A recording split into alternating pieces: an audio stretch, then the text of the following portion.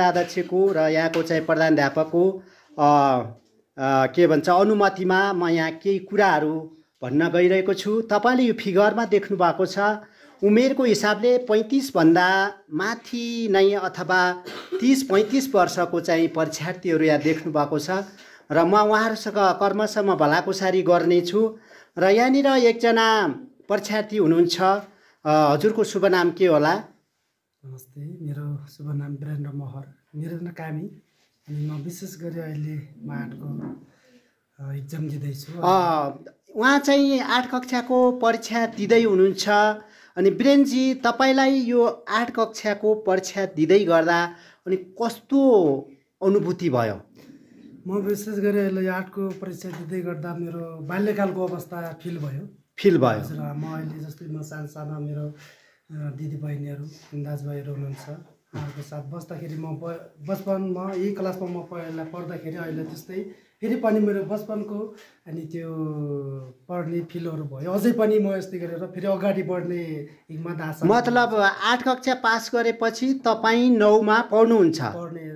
अनि यो 8 कक्षाको सर्टिफिकेट लिनका लागि अहिले तपाईँ उमेरको हिसाबले कति हुनुभयो? म अहिले 25 वर्षको भयो। 25 वर्षको उमेरमा तपाईँ 8 कक्षाको चाहिँ के अरे परीक्षा दिँदै हुनुहुन्छ। 8 कक्षा पास भएपछि 9 मा पढ्नुहुन्छ? म 9 मा पढ्छु। अनि यो किन तपाईँ यति बेला 20-25 वर्षको उमेरमा यो परीक्षा दिँदै हुनुहुन्छ?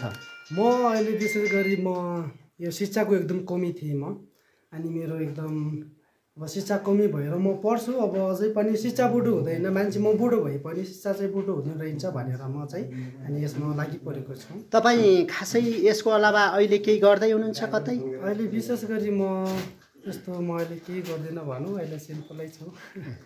ल, धन्यवाद। म वीरेन्द्रजीसँग कुरा गर्दै गर्दा म यहाँ साना नानी बाबुहरू पनि यहाँ देखिराखेको छु, अथवा नानी बाबुहरूको बिचमा वीरेन्द्रजीले केही कुराहरू राख्नुभयो र म अर्को 8 कक्षामा एकदम परीक्षा दिने परीक्षार्थीसँग कुरा गर्दैछु।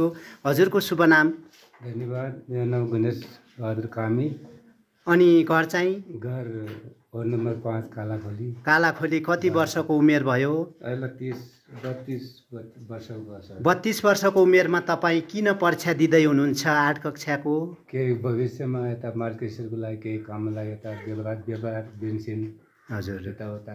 अनि यो मार्कसिट केही काम लाग्छ कि भनेर। अनि यसको अलावा अहिले केही गर्नुहुन्छ कतै? केही छैन अहिलेसम्म, केही पनि छैन। अनि 8 कक्षा पास गरेपछि तपाईँ 9 मा पढ्नुहुन्छ?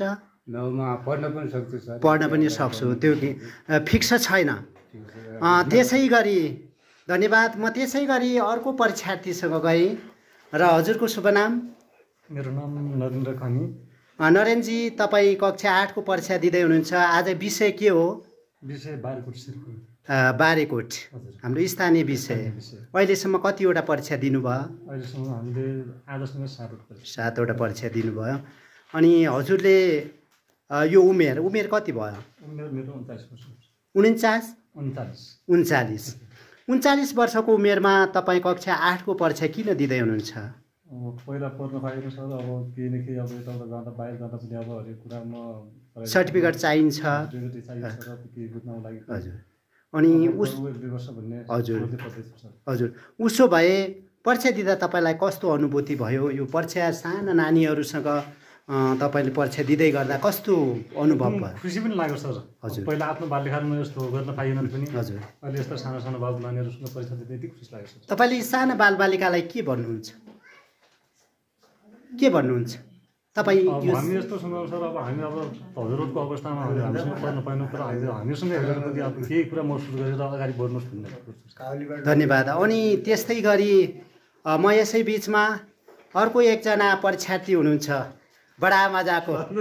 नमस्कार। अनि हजुरको शुभ नाम? मेरो पदम बहादुर कामी सर। पदम बहादुर, सायद तपाईँलाई धेरैले चिन्छन्। हजुर सर। अनि मैले तपाईँलाई के सोध्न चाहेँ भने यो कक्षा 8 को परीक्षा तपाईँले किन दिँदै हुनुहुन्छ? सर अब पहिला अब बाबा आमालाई पनि ज्ञान भएन, मलाई पनि ज्ञान भएन सर, होइन। अब यसो भैँसी गोठाला लाग्यो, घाँस दाउरा गर्दै आफ्नो जीवन यतै गयो। तर अहिले कुनै काम गर्दा जाँदा सर अब हामीलाई चाहिँदो रहेछ।